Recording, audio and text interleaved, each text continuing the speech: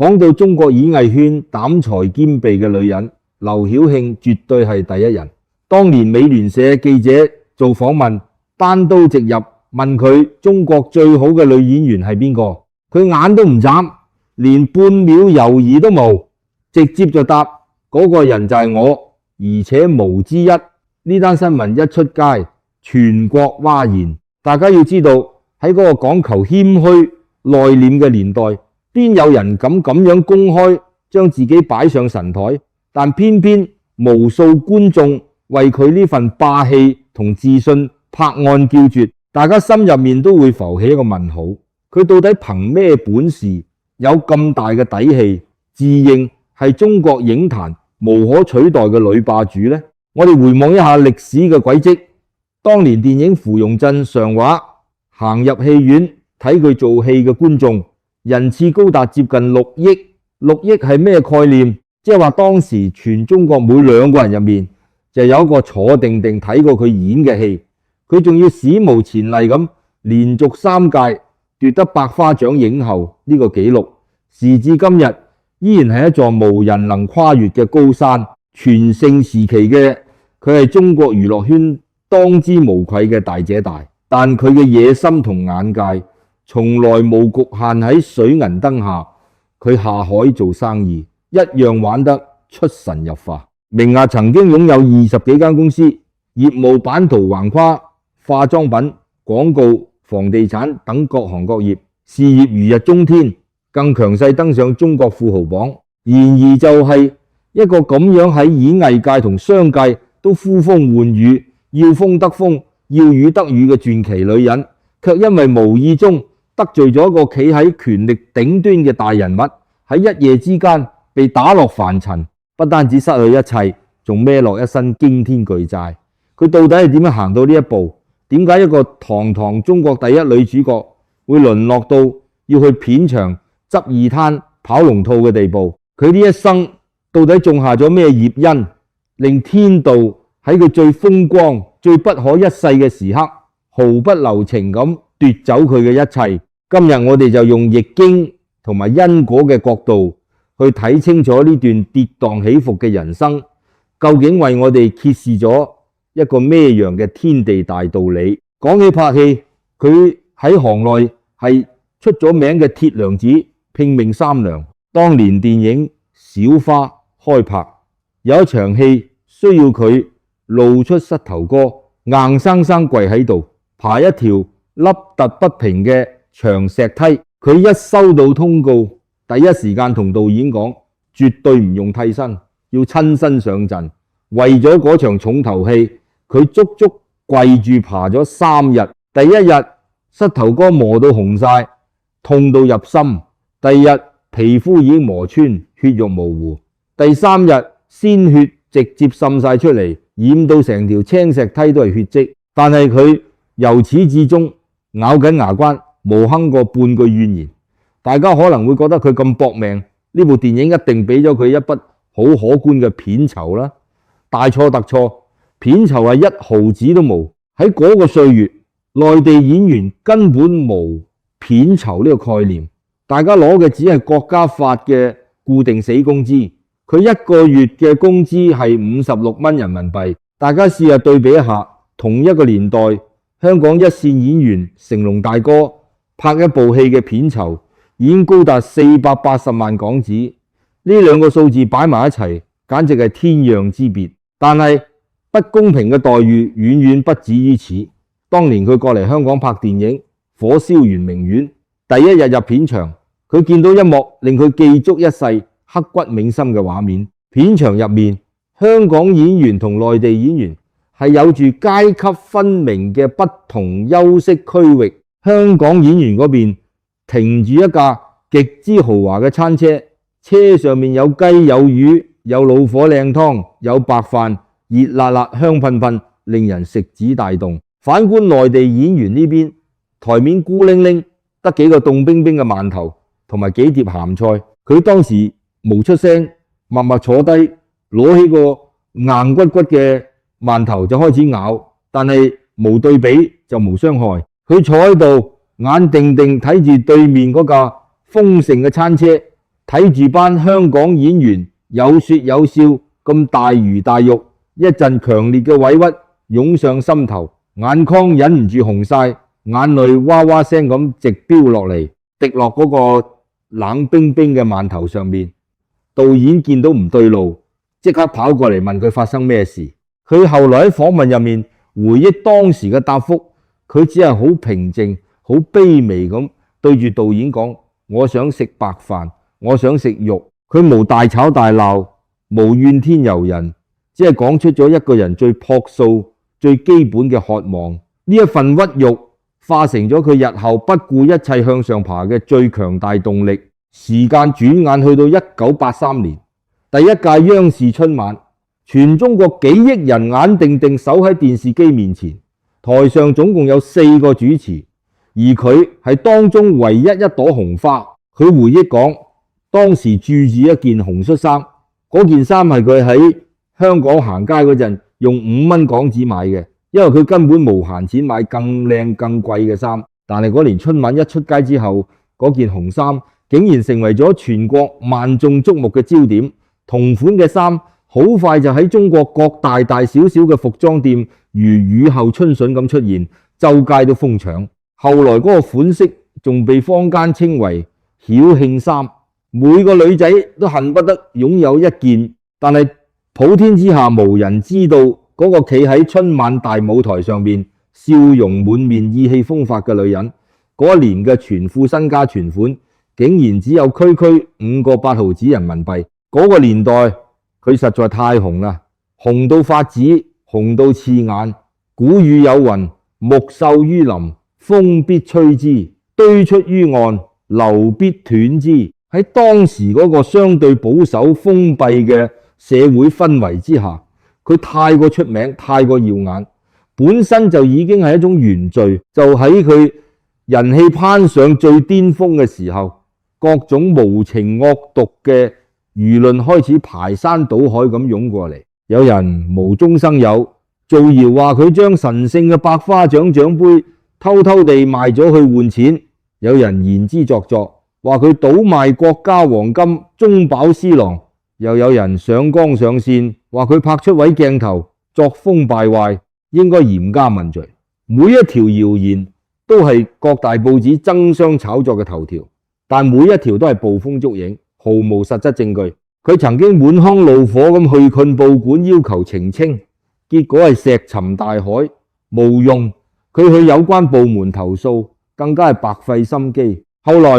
佢喺自傳入面帶住極大嘅憤慨寫低，佢哋嘅電影明星真係無癮透頂。呢短短一句話入面裝滿咗幾多嘅憤怒，幾多嘅委屈，幾多嘅無奈。佢決定唔再忍氣吞聲，佢要自己掌控自己嘅命運，佢要下海做生意，佢要賺大錢，佢要用世俗最無可辯駁嘅財富去武裝自己。呢個破釜沉舟嘅決定徹底改變咗佢往後嘅人生軌跡，亦令佢無意中種下咗呢一生最深最難以逃避嘅業因。一切嘅商業神話由深圳蛇口開始，嗰度係當年改革開放最前沿、最充滿機遇嘅熱土。嗰個年代絕大多數嘅中國人連炒樓投資呢啲概念都未聽過，連買層樓嘅念頭都唔敢有。但佢獨具慧眼，睇中咗深圳一間別墅，開價足足100萬人民幣。喺當時嚟講，呢個絕對係一個令人揸舌嘅天文數字。佢手頭上根本無100萬，佢明知自己戶口啲存款少得可憐，但佢就係要買，骨子裏嗰股狠勁出晒嚟。佢決定利用自己響當當嘅名氣，四出拍門向人借錢。周圍嘅親戚朋友都話佢癲咗，一個身無分文嘅戲子竟然夠膽借100萬買樓，萬一樓價跌或者資金鏈斷裂，就真係死無葬身之地，粉身碎骨。但佢充耳不聞，無理會世俗嘅目光，而且真係憑住3寸不爛之舌同埋過人嘅膽識，將嗰100萬湊齊，成功買低咗嗰間別墅。奇蹟真係發生，冇過幾年，別墅嘅價錢直線狂飆，升到去300萬。佢眼明手快，即刻賣出去，一買一賣，淨賺200萬。當日嗰班笑佢癲、話佢傻嘅人，仲企喺原地捱更抵夜，但佢已經一枝獨秀，踏上咗一條不可思議嘅致富之路。呢一次佢終於嘗到咗財富帶嚟嘅極致快感同安全感，佢嘅人生從此好似開咗掛咁，狂飆突進，再都停唔落嚟。1991年底，佢嘅第一間公司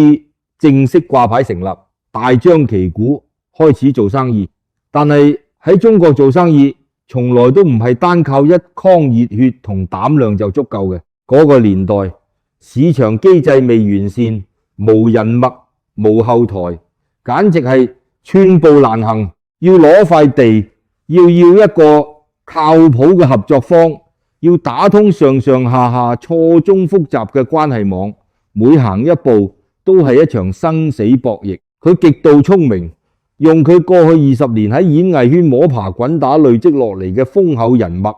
將嗰啲常人根本打唔通嘅大門一扇一扇咁硬生生推開。當別人仲喺度思前想後，猶豫緊要唔要試下水溫嘅時候，佢已經雷厲風行，將第二間公司開咗起嚟。別人啱啱睇得明佢做緊咩花樣，佢已經開到第10間、第20間公司。佢嘅商業版圖擴張得令人目眩，涉及化妝品、廣告、影視製作、房地產，甚至連松茸出口呢啲冷門生意都涉獵，業務擴展速度之驚人，簡直係商界奇葩。全中國真係採唔到幾多個人可以似佢咁樣橫跨咁多個完全唔拉更嘅行業，仲可以幾乎每一個行業都做得風生水起，風頭一時無兩。旗下員工由最初嘅10幾個人極速擴張到上千人嘅大軍。佢後來打算出一本自傳，本書連一隻字都未動筆寫，淨係個書名已經被人爭崩頭搶住競標，最後拍出咗一個震驚出版界嘅天價。1999年佢順理成章登上咗中國富豪榜，當時媒體保守估計佢嘅身家已經超過1億人民幣。短短不到10年嘅光景，由當年春晚全副身家5個8毫子，去到億萬富婆嘅身份。佢接受傳媒訪問時，霸氣外露咁講咗一句話：我嘅資產多到我自己都冇辦法講得清楚。大家留意，佢講呢句話嘅時候，唔係喺度刻意炫耀，佢只係好平靜咁陳述緊一個事實。就喺佢風頭最勁嘅呢個時候，導演姜文嚟嘅。姜文滿腔熱血，想拍一部電影，但好現實，手頭上根本冇錢。個劇本後來就係改編成震驚中外影壇嘅電影《陽光燦爛的日子》。當時行內所有有頭有面嘅人都話呢部戲題材敏感又冷門，根本無可能拍得出嚟，投資風險太高，隨時血本無歸，冇任何人肯科水。佢聽完姜文嘅諗法，二話不說，直接拍心口話我嚟。佢自己先由荷包掏出第一筆啟動資金，然後憑住自己嘅牙力四出說服朋友入股，拉攏各方投資，最後竟然俾佢湊出超過1000萬嘅巨款，硬係將呢部戲送上咗大銀幕。結果大家都有目共睹，陽光燦爛的日子最後勢如破竹，橫掃6座金馬獎。姜文一戰封神，從此成為中國影壇舉足輕重嘅大導演之一。佢又一次憑住毒辣嘅眼光投資成功，仲成為咗姜文一生人最大嘅恩人。但係古語有云：月滿則虧，水滿則溢。商業帝國建立得越龐大，隱藏喺金玉其外之下嘅敗絮同裂縫就越深。佢呢個人喺商場上嘅嗅覺的確比任何人都靈敏，眼光獨到，但佢偏偏有一個極之致命嘅弱點，用人為親，生性多疑，只相信自己嘅血脈親屬，妹夫、妹妹、表親，一個一個全部被佢安插塞入公司最核心、最不忽嘅位置，成間公司嘅數保、財政大權全部交晒俾佢個妹夫打理，佢自己由頭到尾從來唔睇數，從來唔過問。佢好招積咁話：我只管藝術，不管財務。呢句話佢講得理直氣壯，覺得自己好有藝術家脾氣。但大家諗下，20幾間公司分散喺咁多個唔同嘅行業，竟然無獨立嘅專業審計，無統一而嚴謹嘅財務監管制度，公家數同私家數亂咗一團，賬目溝埋一齊，完全公私不分。喺呢一片立立亂嘅混水入面，自然有人開始見獵心起，趁虛而入，收入報少一點落格，支出報多一點略水。100萬嘅生意喺數簿上面報成60萬，100萬嘅成本可以報成150萬，一出一入嘅巨大差額就係咁樣一點一點日積月累咁消失喺賬本無人察覺嘅縫隙入面。賬目造假嘅情況到底維持咗幾多年？爛賬累積到一個咩天文數字，無人知，連佢自己都完全蒙在鼓裏。嗰些年嗰本所謂嘅賬簿根本就係一個計時炸彈，隨時一觸即發，將佢成個帝國炸到粉碎。喺佢最風光最不可一世嗰些年，佢經常出入京城，係某啲位高權重嘅大人物家族入面嘅座上客。佢轉數快，講嘢風趣幽默，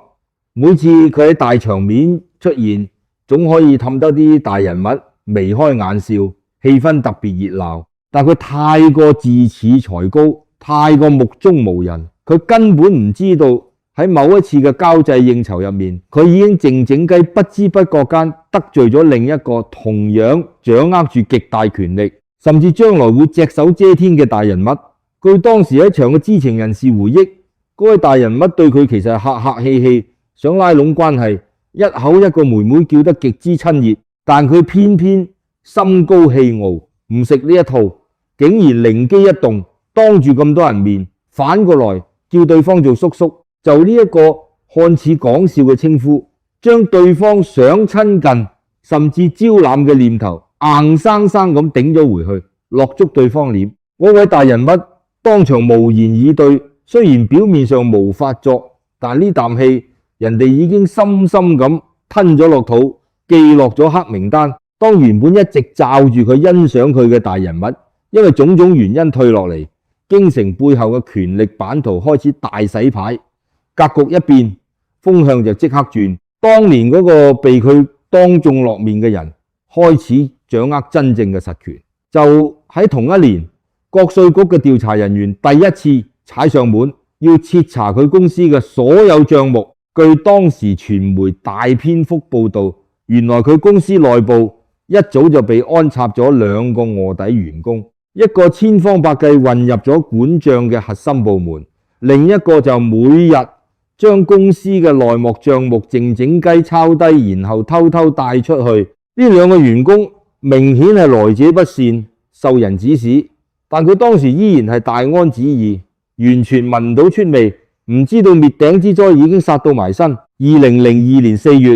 厄運終於降臨，佢嘅妹夫即係公司嘅財務總管突然被執法人員強行帶走。佢當時正喺度舒舒服服咁嘆緊下午茶，突然間電話狂響，佢一聽完匯報，成個人個腦轟一聲，即刻明晒。佢知道呢場風暴肯定係當年嗰個被佢得罪過嘅大人物喺背後發功。去到呢個生死存亡嘅關頭，佢決定放低身段，親自打電話俾對方，哀求對方網開一面。佢深吸一口氣，震住手撥出咗嗰個神秘嘅號碼。佢喺後來嘅自傳入面回憶講，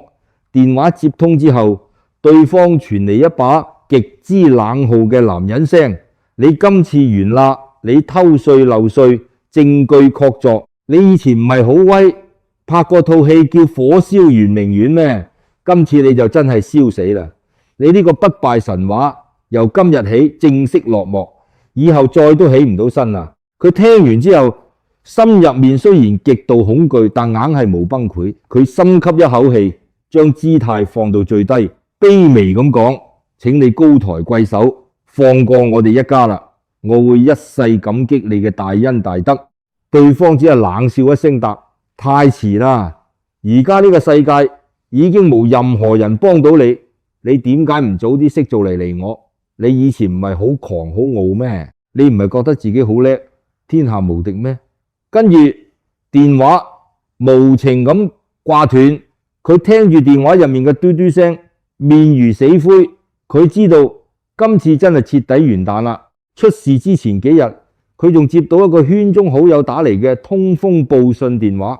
朋友把聲好焦急咁話：曉慶姐，你快啲諗辦法走啦！我收到最確切嘅內部消息，文藝界將會有一個史無前例嘅驚天大案爆發，上面成立咗一個300幾人嘅專案組，已經包起咗成間酒店做指揮中心。最近幾日就要全面收網拉人啦。佢聽完之後背脊飆冷汗，深知大事不妙。喺極度慌亂之中，佢做咗一個鋌而走險嘅決定，就係築草逃走。佢手上睇住法國嘅永久居留權，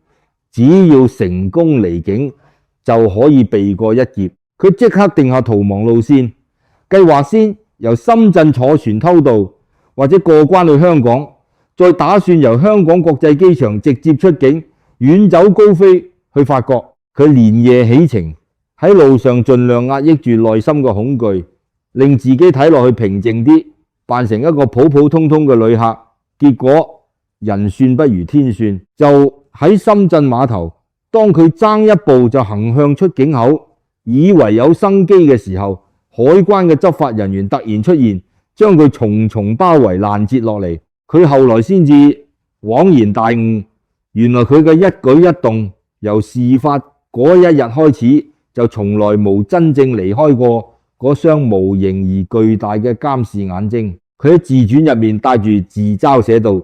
當時每分每秒我都享受緊好似國家元首出巡一般嘅嚴密監視。瞓覺嘅時候，房頂上、走廊出面、沙入面、大堂中，甚至連停車場全部佈滿晒便衣員警。出門嘅時候，前後左右都係跟蹤我嘅車輛，浩浩蕩蕩，陣仗大到就好似總統出訪一樣。佢講呢番話嘅時候，用嘅係一種極度諷刺同無奈嘅語氣。但係大家試下代入去諗，嗰種天羅地網、無處可逃、被徹底跟蹤監視嘅壓迫感，係足以令人精神崩潰、窒息而死嘅。2002年6月，歷史性嘅一刻，佢被公安正式拘捕帶走，佢被送入咗看守所，由一個高高在上嘅億萬富婆淪為階下囚。佢被安排同其他幾名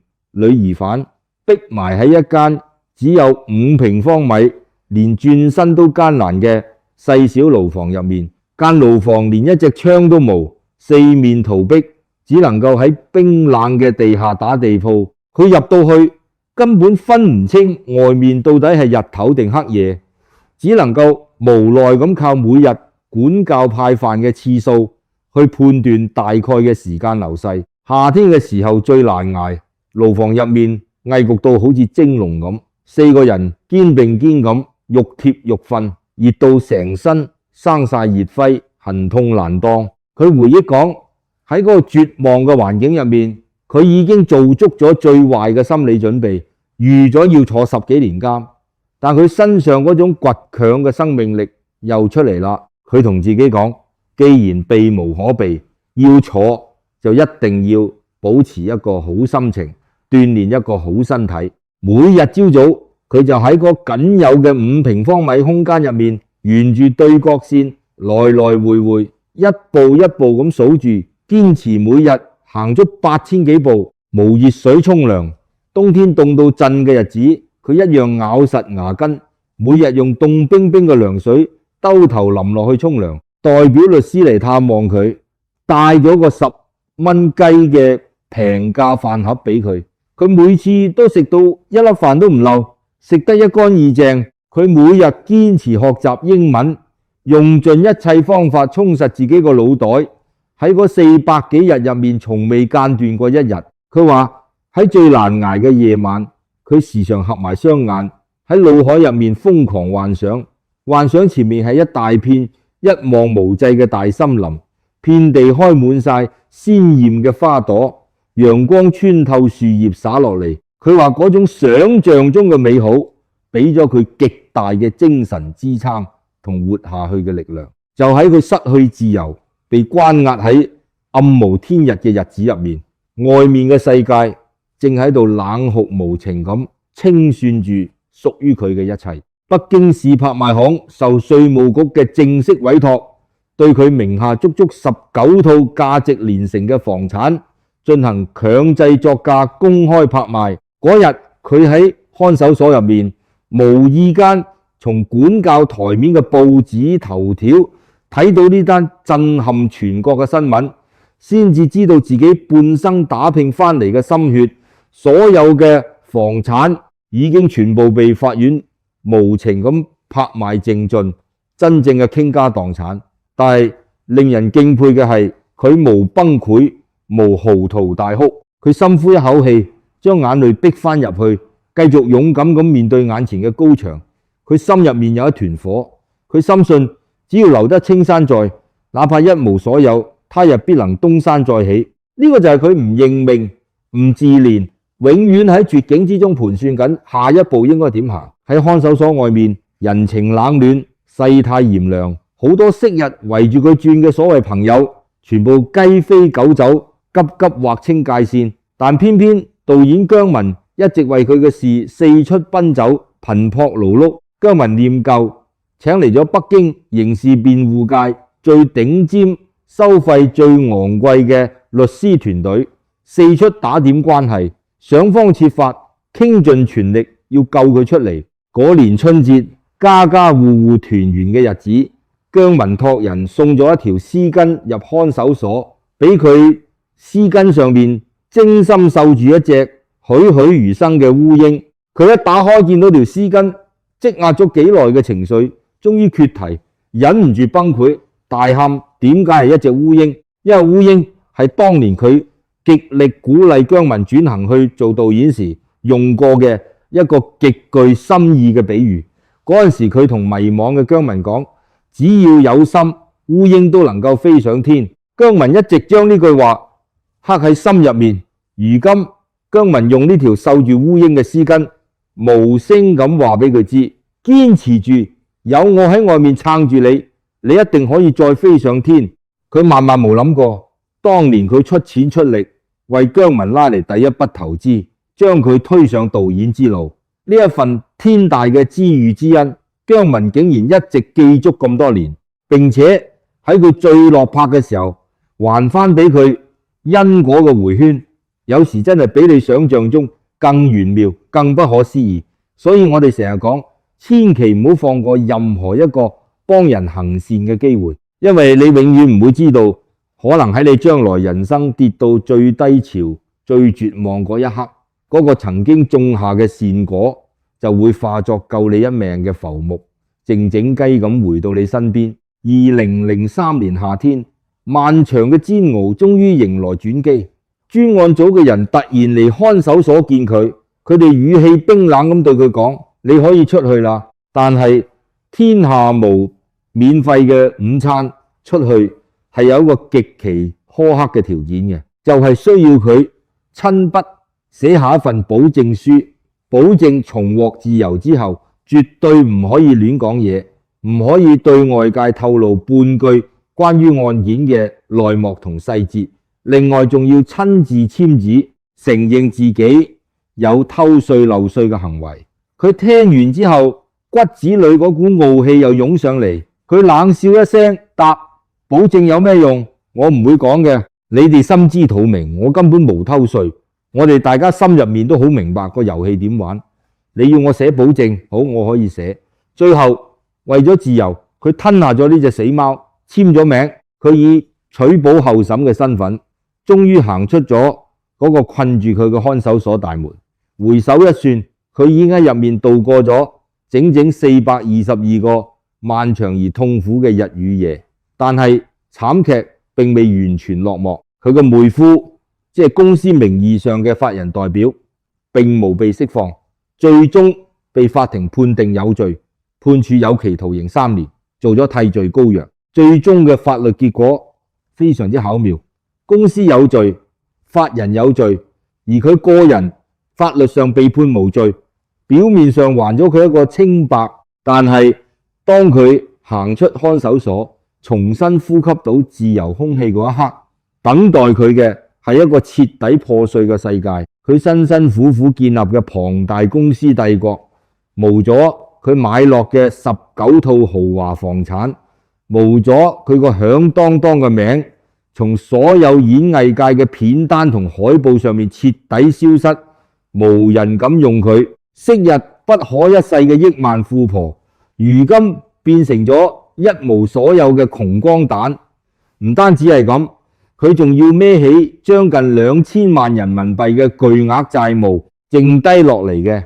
除咗條命，就只有佢骨子裏嗰股永不言敗嘅拼勁，仲有嗰份打死都唔肯向命運低頭嘅傲骨。當時佢已經係一個53歲嘅中年女人，53歲對好多女人嚟講已經係準備退休享清福嘅年紀，但佢下定咗一個無比堅決嘅決心，要盡快還清所有債務，要從廢墟之中重獲新生。佢毅然決然咁執行李，隻身去咗橫店影視城，佢要由零開始做翻佢唯一識做嘅老本行拍戲，但現實往往係極度殘酷同勢利嘅。一個女人去到呢把年紀，加上離開咗幾年，如今娛樂圈嘅遊戲規則同格局早就發生咗翻天覆地嘅巨變。呢個圈永遠都係弱肉強食，江山代有才人出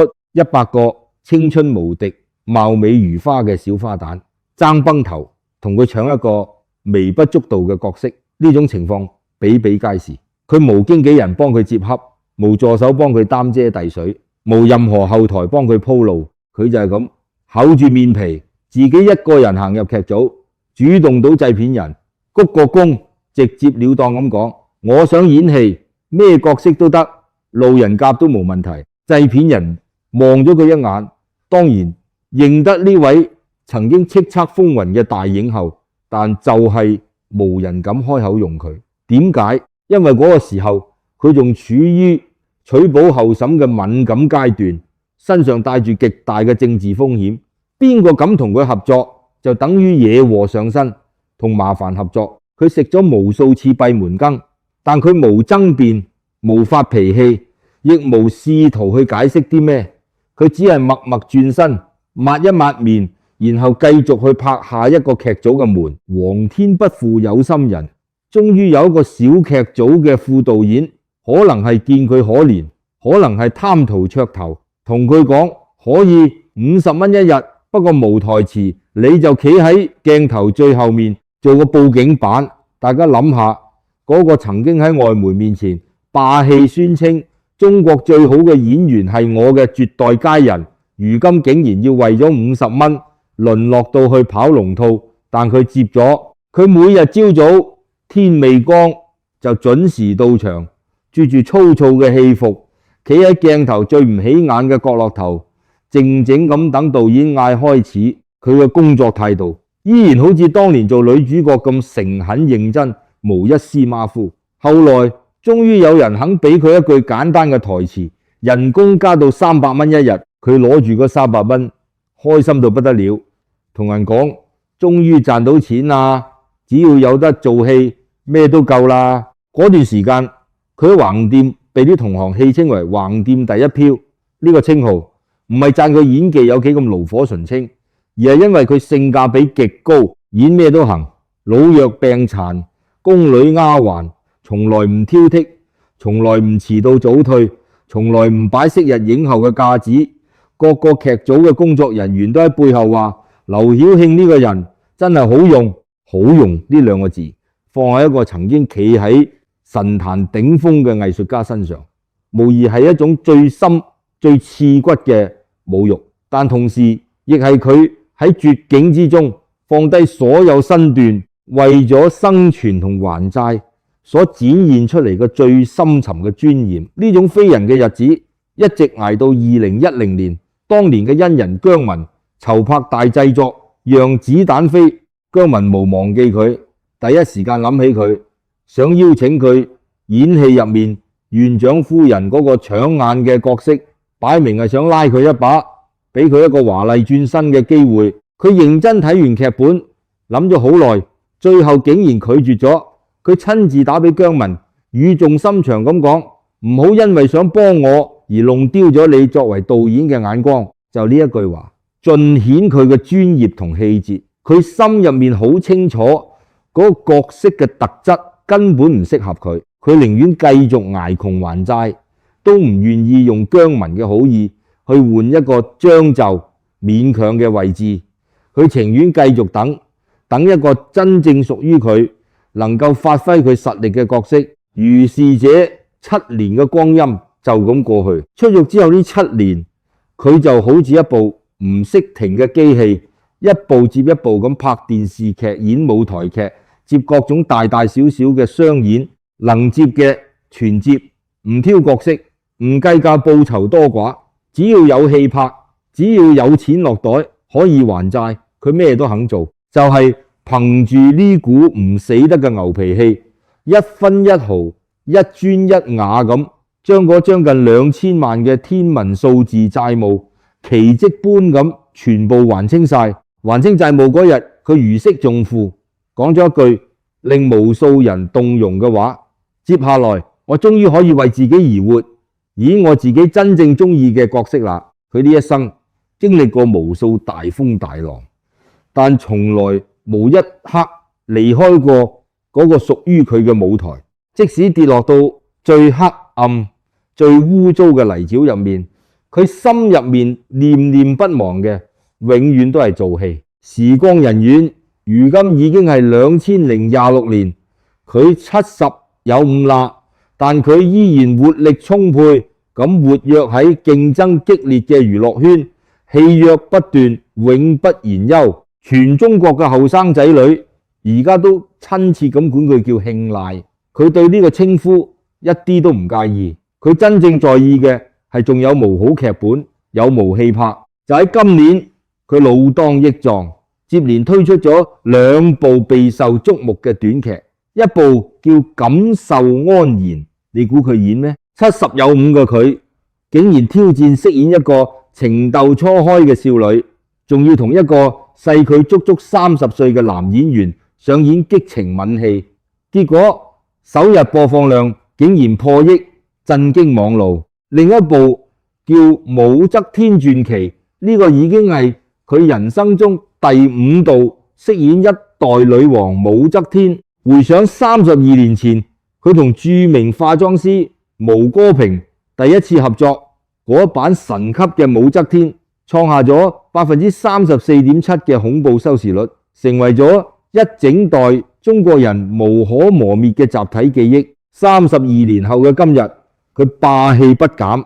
當年喺微博上面留言寫到：32年後再次碰撞，必是王炸。當然，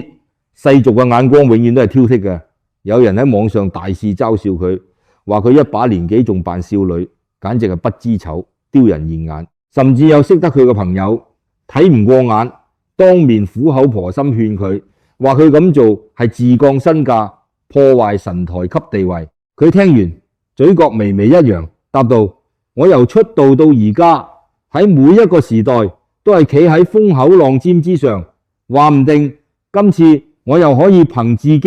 闖下一片新天地呢。大家聽真啲呢句話，同佢幾十年前口出狂言話中國最好嘅演員係我，根本就係出於同一個靈魂，同一份氣魄。歲月雖然喺佢面上留低痕跡，但嗰股內在不屈嘅心氣一點都冇變過。但係人始終係血肉之軀，就喺呢一年發生咗2件事，令所有人隱隱約約睇到佢身上嗰度從來都收埋得最深、唔輕易示人嘅裂縫。第一件事係一次意外嘅衰倒。最近佢去貴州某個環境險惡嘅溶洞拍外景，一時失足踩空，成個人重重跌落地下，本能反應下用左手死撐住個地。現場嘅醫護人員嚇到面都青晒，跑過嚟話一定要即刻送佢去醫院照 X 光。佢眉頭深鎖，低頭望咗一眼痛到入心嘅左手，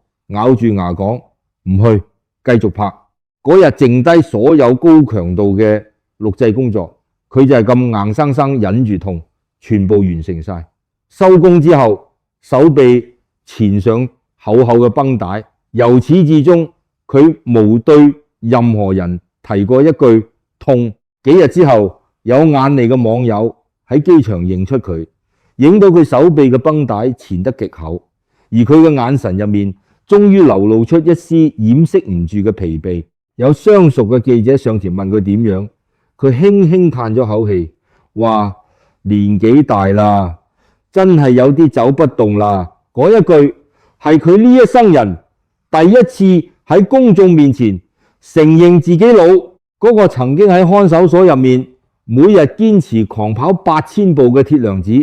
終於第一次向歲月低頭，承認自己嘅肉體開始跟唔上嗰顆狂野嘅心啦。但好笑嘅係，佢2026年嘅行程表依然係密密麻麻，早就排滿咗10部短劇，一部耗盡心力嘅話劇，仲有一大堆接踵而來嘅代言同綜藝節目。連坐喺佢旁邊見慣世面嘅同行，聽到呢個亡命行程，都忍唔住露出極度驚訝嘅表情，皮肉之苦而已。佢從來都係用呢句輕描淡寫嘅說話去掩飾背後嘅辛酸。如果話吹倒係肉體嘅痛，咁第二件事就比吹倒更加痛徹心扉。最近網路上突然無端端流傳一條極之惡毒嘅消息，圖文並茂咁話劉曉慶意外死於橫店嘅游泳池入面，佢迫於無奈唯有親自上微博闢謠，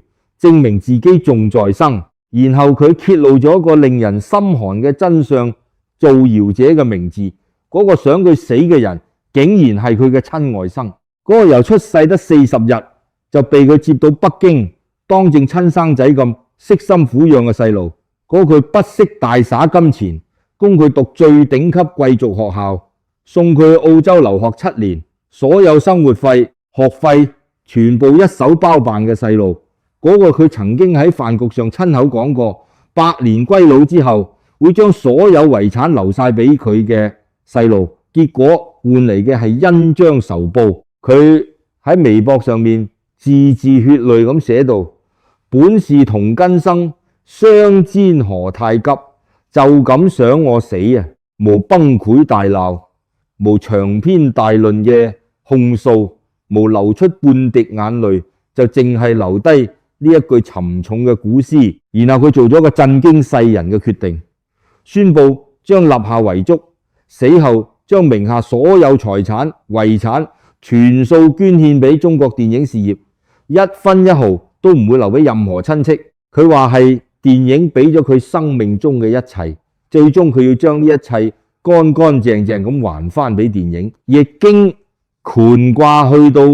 最高一爻，叫做亢龍有悔。呢4個字唔係話條龍做錯咗啲咩傷天害理嘅事，而係揭示一個宇宙鐵律，凡係飛到去最高最極致嘅地方，無可避免必然會有跌落嚟嘅時刻。呢個唔係老天爺嘅懲罰，呢個係事物發展嘅客觀規律。天道既滿，月滿則虧，水滿則溢，盛極必衰。呢個係天地運行最古老、最無情，亦係最公平嘅道理。佢前半生飛得太高，飛得太快，影后首富咁指住天下人話自己係第一嘅女人，鋒芒太露，自然必然要承受衰敗、跌落神壇嘅時刻。但係去到呢度有一個好深層次，好多人都諗唔通嘅問題。佢呢一生受盡嘅千辛萬苦，真係淨係因為一句飛得太高就可以解釋得晒咩？一個肯用膝頭哥磨出嚟嘅鮮血去換取6億人次真誠眼淚嘅好演員，一個窮到戶口得返5個8毫子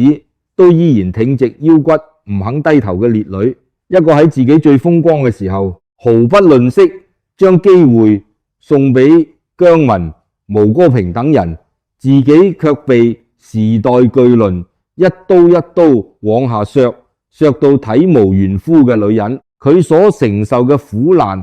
其深度同廣度遠遠超越咗飛得高跌得痛呢個簡單邏輯能解釋嘅範圍。咁點解呢？佛家有一句好有哲理嘅說話，叫做菩薩畏因，眾生畏果。係菩薩有智慧，所以佢哋在意恐懼嘅係自己當下一言一行種下咩樣嘅因，而凡夫俗子無明，只會在意埋怨自己將要承受咩樣嘅果。我哋旁人只係睇見佢跌落谷底承受嘅慘痛之果，卻睇唔透嗰個最初嘅因，究竟係種喺邊一世邊一刻。但佛家仲有另一句更深奧嘅話，欲知前世因，今生受這事；欲知來世果，今生作這事。每一個人嚟到呢個娑婆世界，都係帶住前世累積落嚟嘅業力，有些業化成今生嘅福報，有些業化成今生嘅苦難。嗰份苦從來都唔係單純嘅懲罰，嗰份苦係一本未清嘅賬，係要你用血淚去清算嘅，同時亦係上天賜俾你嘅一場嚴酷修行。我哋凡眼肉胎，唔知道佢前世究竟種下咗咩因，無人知喎。可能只有高高在上嘅天道先計得清楚呢條數。但我哋可以確信一件事，苦難從來唔單止係命運嚟收賬咁簡單，苦難係一隻渡人過彼岸嘅船，422日嘅看守所煉獄生涯，到底俾咗佢啲咩？剝奪咗佢嘅財富、名譽、自由，但係俾咗佢一句話，佢出獄嗰陣講：而家我覺得呢個世上除咗死亡，冇咩困難係無法逾越嘅。呢句擲地有聲嘅說話，就係嗰422日暗無天日嘅日子，烙印喺佢靈魂深處嘅一個未曾喺5平方米連轉身都難嘅空間入面困獸鬥過嘅人，係絕對講唔出呢句話嘅。一個未曾眼白白睇住自己半生心血，19套房產被無情拍賣，然後要委曲求全，由50蚊一日嘅散水路人甲做起，一分一毫咁將巨債還清嘅人，更加講唔出呢句話，係苦難千錘百煉咁送咗呢句話俾佢。呢句話到底值幾多錢，無人算得清楚，因為佢係無價嘅。但可以肯定嘅係，就係呢句話化成咗佢70有5高齡，依然能夠無懼世俗眼光，挺立喺舞台上嘅最強底氣。嗰種底氣唔係天生嘅才華俾嘅，更加唔係虛無縹緲嘅名氣俾嘅，而係一個人從人生最低最賤嘅爛泥坑入面死命爬翻起身之後，先至生長出嚟嘅精神脊骨。天道雖然無情咁收走咗佢物質上嘅一切，但天道喺另一方面補償咗個金剛不壞之身俾佢。因果律入面仲有一件最令人欣慰嘅事，就係佢種下嘅善因最終都開花結果，回向翻俾佢。1993年佢逆牌中議，為姜文拉嚟第一筆救命投資，將佢送上咗電影導演之路。嗰個時候成個電影圈無人相信姜文呢個刺頭能成功，只有佢慧眼識英雄，選擇相信。9年之後因果輪轉，佢身陷看守所，姜文喺外面為佢四出奔走，不惜代價請嚟最頂尖嘅律師保佢。春節嗰陣更寄嚟一條繡住烏蠅寓意深長嘅絲巾，佢睇到絲巾嗰刻喊咗。嗰條絲巾唔係一塊普通嘅布，嗰係佢9年前親手種下嘅善因，跨越時空返翻嚟救贖佢。唔單止係姜文，仲有佢長期合作嘅化妝師毛戈平。32年後嘅今日，毛戈平依然係佢最信任最合拍嘅搭檔，而毛戈平今日已經係中國美妝界無人不識嘅教父級人物。佢喺自己最風光最有能力嘅時候，無私咁將機會俾咗別人。後來嗰啲佢曾經扶持過俾過機會嘅人，喺佢跌落神壇最需要援助嘅時候，一個一個義無反顧咁企咗出嚟。謝晉大導演喺佢剛出獄，着住普通家居服行紅地毯嗰日，不避嫌咁堅定企喺佢身邊，無人威逼利誘謝俊要咁做，佢只係順應本心，出現喺應該出現嘅位置。因果就係咁樣奇妙地運行緊，佢唔係速食，唔係今日種落，聽日就有得收，但佢答應你一定會返嚟。你真心種下嘅每一粒善念嘅種子，從來都唔會憑空消失，佢哋只係喺時間嘅長河入面默默發芽，等待一個最合適嘅時機，化成滿天星光回到你身邊。佛家講積善之家必有餘慶，佢半生積落嘅善業就喺佢人生最黑暗最絕望嘅低谷，一點一點化作明燈，照亮咗佢艱難前行嘅血路。講到呢度，仲有一件事，呢一生人似乎冇咩人真正睇得通透，佢呢大半生足足演咗5次武則天。第一次演佢風華正茂40幾歲，最後一次演佢已經係70有5嘅老人家。點解佢要一次又一次近乎執拗咁回到呢個歷史人物嘅身上？大家回顧下歷史，武則天係中國5000年歷史長河入面唯一一個名正言順嘅正統女王。武則天生活喺一個對女人最苛刻、最不公平、男尊女卑、極度嚴重嘅封建朝代，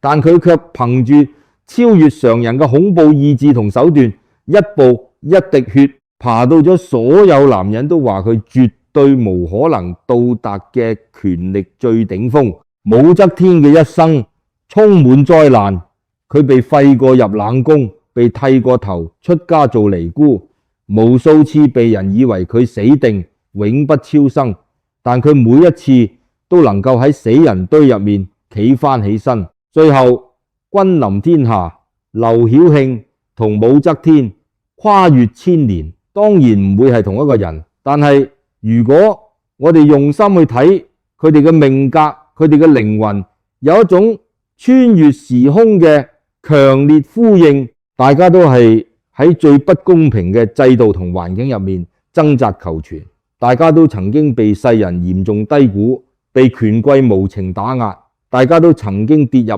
萬劫不復嘅深淵，被人以為從此徹底玩完，但係大家都憑住最頑強、最不屈嘅意志，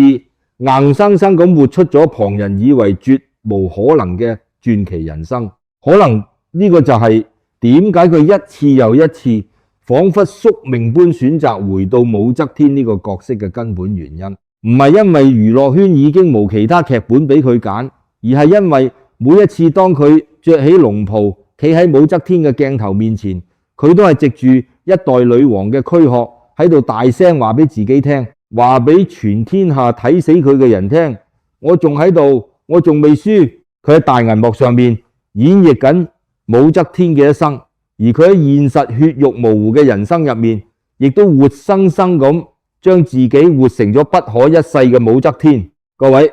周易觀卦有云：天行健，君子以自強不息。天道嘅運行永遠都係咁剛健、咁規律，從不為謠傳，不為桀亡，從來唔會停歇。佢唔會因為任何人嘅乞求而停低腳步，亦唔會因為任何慘絕人寰嘅苦難而大發慈悲。一個真正嘅君子睇見天道咁樣生生不息嘅運行規律，就應該覺悟，知道自己做人亦都要有呢種精神，不停步，唔認命，唔好俾命運加諸喺你身上嘅任何一道傷痕，成為你自暴自棄、停滯不前嘅懦弱理由。幾十年前，佢曾經講過一句紅遍大江南北，甚至成為社會流行語嘅名言：做人難，做女人難，做名女人更難，做單身嘅名女人難乎其難。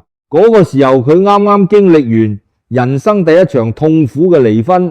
出面流言蜚語滿天飛，全國嘅八卦媒體都好似吸血鬼咁擔定凳仔，等睇佢崩潰，等睇佢跌倒。佢講呢句話絕對唔係喺度自怨自艾，亦唔係喺度扮可憐乞求大眾嘅同情。佢講完呢句話，轉個身抹乾眼淚，繼續精神奕奕咁返片場拍戲。呢句看似抱怨嘅話，佢其實係用咗足足一輩子嘅血肉之軀去親自證明。但我哋今日講咁耐，唔係單純為咗講佢嘅故事，我哋係想講你。大家苦心自問，你人生入面有冇曾經都有過呢種深沉嘅無力感？我明明已經做得好努力、好辛苦啦，點解生活仲係處處逼人，咁難捱？我明明冇做錯過任何事，冇得罪過人，點解仲要被人喺背後講是講非、指指點點？針對呢種人生常態，劉曉慶用佢嘅血淚史俾咗一個極之通透嘅答案。有一次有記者問佢，面對漫天嘅謠言，面對咁多無中生有嘅惡意攻擊，佢一個弱質女流到底係點樣承受得住，點樣消化嘅？佢好淡定咁答，呢啲都係因為你紅，你有價值，先會有人去關注你。你記住，無人會去踢一隻死狗，就係呢一句石破天驚。佢冇叫你去逆來順受，默默忍耐，佢冇叫你去拜佛求神，修心養性，佢更加冇叫你去大愛包容原諒嗰啲曾經深深傷害過你嘅小人。佢講嘅核心邏輯係，嗰班人之所以仲有興趣走埋嚟踢你一腳，正正係因為你仲未死得透，你仲企喺度，你嘅存在依然威脅到佢哋，你仲有被踢嘅價值。佢唔係鐵打嘅，佢唔係無痛過。當日佢見到報紙上面嗰啲惡毒造謠，心入面一樣覺得委屈到想死，一樣火冒三丈，不能忍受。但佢經過大風大浪之後，選擇咗另一種更高層次嘅轉化方式。佢將嗰啲鋪天蓋地嘅攻擊、謾罵，全部轉化為證明自己依然屹立不倒，依然有影響力嘅反向證明。你回顧一下自己嘅生命，有冇出現過呢種人？嗰啲專門逢人就講你閒話，千方百計否定你嘅汗水同努力，日日擔定凳仔等睇你出事、睇你出醜嘅人。下次當你再喺人生路上遇到呢種爛人爛事，請你喺心入面默默記住呢句話：無人會去踢一隻死狗。佢哋今日踢得你越大力，就越係反證緊你仲好好咁活着，而且活得比佢哋更有存在感。由看守所重獲自由行出嚟嗰一日，恍如隔世。佢講咗一句話：而家我覺得呢個世上除咗死亡，冇咩困難係無法逾越嘅。短短幾年，佢失去咗辛辛苦苦打拼翻嚟嘅20幾間公司，失去咗象徵身份地位嘅19套豪華房產，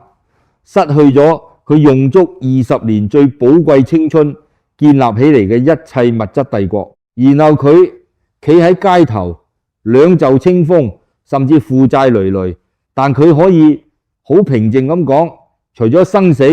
其餘全部都係小事。大家要明白，呢個絕對唔係窮途末路時自我麻醉嘅阿 Q 精神，呢個係一個真正死過翻生，從18層地獄最底層一寸一寸爬翻上人間嘅強者，先至有資格有底氣講得出口嘅大智慧。佢後來喺書入面寫低一段好觸動人心嘅說話：我由風光無限嘅億萬富姐，一夜之間變成負債千萬嘅窮光蛋，連話想從零開始嘅資格都冇，因為我係負數起步。但係我後來諗通咗，能夠活住嘅每一日，其實都係我賺翻嚟嘅，活着嘅每一日都係賺翻嚟嘅。各位，你有冇喺夜深人靜嘅時候認真去咀嚼過呢句說話嘅重量？我哋好多凡人每日渾渾噩噩咁醒來，覺得一切都係理所當然，覺得今日嘅太陽落山，聽日一定會照常升起，覺得身邊嘅伴侶、屋企人聽日一定會繼續陪伴喺度。但劉曉慶用佢大起大落嘅半生話俾你知，呢個世界冇任何嘢係理所當然、永恆不變嘅。當日佢困喺看守所入面，前路茫茫，根本唔知道自己仲有無命行得翻出去，更加唔知出去之後呢個世界仲剩低啲咩係屬於自己。佢每日喺無窗嘅牢房，只能夠靠管教派飯嘅次數去猜測外面嘅時間係幾點。嗰422日嘅非人折磨，徹底打碎咗佢嘅驕傲，但亦重塑咗佢嘅靈魂，令佢真正悟透咗一件事，能夠有一口氣呼吸，能夠企直個身子，能夠繼續行路，呢個就已經係上天賜予你最大最奢侈嘅福報。至於其他咩名譽、地位、財富、面子，全部都係微不足道嘅小事。你回顧自己呢一生，有冇邊啲事情喺發生嗰一刻令你覺得天崩地裂，活不下去？但係後來當你捱過咗，回頭望翻，先發覺其實只不過係生命中一場小小嘅虛驚。嗰個曾經令你輾轉反側、晚晚失眠嘅難題，嗰條曾經令你喊到肝腸寸斷，以為一世都好唔翻嘅情傷，嗰個你當時覺得無論如何都跨唔過去嘅人生大坎，後來點樣？後來你不也是拍拍心口，安然咁度過咗咩？你之所以跨得過去，唔係因為時間令嗰件事變得唔痛，而係因為你生命嘅韌度超越咗嗰次傷害。只要你仲喺度，你就贏咗。佢仲講過一句說話，我相信好多女性聽完心入面都會沉默良久，百感交集。佢話中國女人往往放棄自己，放棄得太早啦，大家要細心領會。佢講呢句話嘅時候，語氣唔係高高在上咁去批評指責別人，而係帶住一種深深嘅無奈，道出一種佢親眼目睹普遍存在於社會嘅悲哀。佢睇見太多嗰啲為咗照顧家庭、相夫教子而毫無保留將自己個人夢想徹底埋葬嘅女人，嗰啲剛過40就覺得自己年老色衰，主動黯然退出人生精彩舞台嘅女人，嗰啲結咗婚就將自己下半生嘅喜怒哀樂、生殺大權全部交託俾老公仔女去安排嘅女人。而對比之下，佢自己呢，70有5，古稀之年，佢仲喺橫店搏殺拍戲，仲喺度攀登玉龍雪山，仲滿眼閃光咁話唔定我又可以闖出一片新天地。有人喺背後酸溜溜咁話佢唔服老妖精，佢點樣反擊？佢霸氣咁話老咗就應該躺平，躺平係留俾死人做嘅事。各位，呢句話好猛。佢講呢句話唔係要逼你75歲都要學佢去爬雪山去搏命，佢係想借此問你一個直指靈魂嘅問題。你有冇喺生命中嘅某一個時刻無聲無息靜靜雞咁就選擇咗放棄自己？可能係40歲嗰年生日，你望住塊鏡入面嘅眼紋，嘆口氣同自己講年紀大啦，算吧啦。可能係小朋友出世之後，你為咗湊仔忙到甩碌，同自己講等遲啲得閒先再去追夢啦。結果個遲啲就成為咗遙遙無期嘅絕響。可能係經歷咗一次沉重嘅創業失敗或者失聯之後，你徹底崩潰，同自己講我真係唔行架啦。然後你就真係成世人都縮喺個龜殼入面，再都唔行架啦。對此，劉曉慶有一個獨門嘅保鮮秘訣，佢話要維持健康同青春，80%係靠心態，唔係靠食幾多萬一斤嘅名貴保養品，唔係靠去韓國做幾多次拉皮手術，亦唔係靠求神拜佛求咩不老秘方。真正嘅秘方係在於你嘅心底裏面，仲相唔相信你呢一生仲有好戲可以上演？只要你仲信，你嘅靈魂就唔會老。仲有一句話可以話係佢呢一生人講過最擲地有聲、最有分量嘅一句說話，所有嘅過往都係勳章。大家試下諗深一層，佢講呢句話嘅背後係經歷過幾多常人無法想象嘅風霜。4段離合嘅婚姻，生命中糾纏過嘅7個男人，轟動全國，令佢名譽掃地嘅逃稅大案，422日喺看守所入面喪失尊嚴嘅日子，2000萬重如泰山嘅天文數字債務，喺橫店由50蚊一日嘅路人甲重新做起嘅屈辱，甚至老來被親生外甥惡毒造謠死訊，呢每一件事放喺普通人身上，是但一件都足以令人萬劫不復、精神崩潰。但係佢冇將呢啲慘痛遭遇當成見唔得光嘅傷疤，四處向人展示求同情。佢昂首挺胸咁話：呢啲全部都係佢生命中千金難買嘅勳章。然後佢帶住感恩嘅心講：我非常感謝命運俾我呢啲大挫折，如果冇昔日嗰啲血淋淋嘅慘痛教訓，就絕對成就唔到我今日強大嘅內心。各位朋友，呢種氣度絕對唔係為咗上電視節目而虛偽表演得出嚟嘅豁達，呢個係一個真正肉身下過地獄，俾烈火焚燒過，最後憑住一口氣，一步一血印爬翻上人間嘅強者，回頭望見自己留低嗰啲歪歪斜斜沾滿泥濘嘅腳印，然後能夠好平靜好自豪咁同個天講：嗰啲腳印每一步我都冇白行，每一步都算數。你對照翻自己嘅人生，有無邊啲經歷你當時痛不欲生，以為係致命傷，但後來拉長時間線去睇，發覺其實係上天用心良苦派嚟替你修行嘅功課。嗰段最艱難最窮最無人理嘅日子，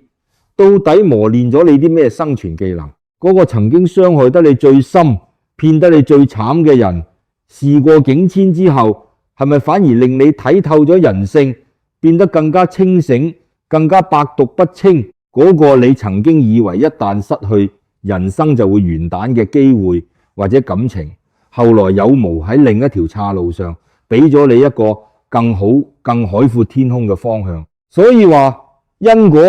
從來都唔止係一本冷冰冰逐筆同你計較嘅收賬簿，因果係一位最嚴厲嘅雕刻家，佢用苦難造作，無時無刻都喺度塑造緊你嘅靈魂。你身上每一道痛過嘅傷痕，你人生路上每一次跌到灰頭土臉，每一個你曾經匿喺被竇入面喊，以為自己撐唔過去嘅漫長夜晚，其實全部都係命運為你度身訂造嘅閃閃發光嘅勳章。最後佢講過一句境界極高嘅話，我覺得今日聽到呢度嘅每一位觀眾朋友都應該將呢句話抄低帶走。佢話：我活着嘅每一天都清醒快樂，風華絕代。大家要留意個時間點，佢講呢句話嘅時候，並唔係佢駐住晚裝，企喺百花獎頒獎典禮最風光，接受萬人歡呼嘅台上，而係佢啱啱由看守所放翻出嚟，身無分文，仲要孭住2000萬巨債，喺橫店踎喺街邊食飯盒，